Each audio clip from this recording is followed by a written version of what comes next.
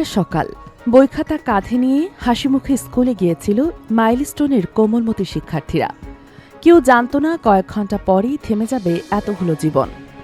২০২৫ সালের ২১ জুলাই রাজধানীর উত্তরার দিয়াবাড়িতে অবস্থিত মাইলস্টোন স্কুল অ্যান্ড কলেজ প্রাঙ্গণে বিধ্বস্ত হয় বাংলাদেশ বিমান বাহিনীর একটি F-7 BGI প্রশিক্ষণ যুদ্ধবিমান।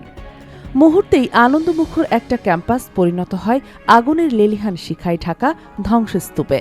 সেই ভয়াবহ দুর্ঘটনায় প্রাণ হারান ৩৫ জন মানুষ, যাদের মধ্যে ২৮ জনই ছিল কোমলমতি শিক্ষার্থী।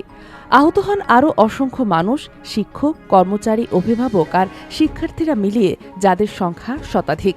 যারা প্রাণে বেঁচে ফিরেছে তাদের অনেকেই আজও শারীরিক যন্ত্রণার পাশাপাশি বয়ে বেড়াচ্ছে গভীর মানসিক ট্রমা। সেদিনের সেই বিভীষিকা সবচেয়ে নির্মমভাবে আঘাত করেছেন নিহত শিক্ষার্থীদের বাবা মায়ের বুকে। চোখের সামনেই সন্তানকে আগুনে পুড়তে দেখা কিংবা হাসপাতাল থেকে সন্তানের নিথর দেহ কোলে তুলে নেওয়া, এই যন্ত্রণা ১ বছর পেরিয়েও ফিকে হয়নি। কোনো কোনো পরিবার তো একই দুর্ঘটনায় হারিয়েছে ২ কিংবা ৩টি সন্তানকে। একসঙ্গে নিঃস্ব হয়ে গেছে তাদের পুরো পৃথিবী।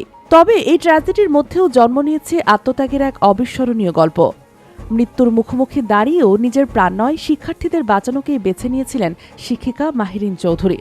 শেষ মুহূর্ত পর্যন্ত ছাত্রছাত্রীদের নিরাপদে সরিয়ে নেওয়ার চেষ্টা চালিয়ে অন্তত ২০ জন শিক্ষার্থীর জীবন বাঁচিয়েছিলেন তিনি। নিজে গুরুতর দগ্ধ হয়ে জাতীয় বার্ন ইনস্টিটিউটে ভর্তি হলেও সেই রাতেই মৃত্যুর কোলে ঢলে পড়েন তিনি। তাকে দাফন করা হয় নিজ জেলা নীলফামারীতে বাবা মায়ের কবরের পাশে। এই মর্মান্তিক ঘটনার পর তৎকালীন সরকার ২২ জুলাইকে রাষ্ট্রীয় শোক দিবস ঘোষণা করে। সারা দেশে অর্ধনির্মিত রাখা হয় জাতীয় পতাকা, সব ধর্মীয় উপাসনালয়ে আয়োজন করা হয় বিশেষ প্রার্থনা।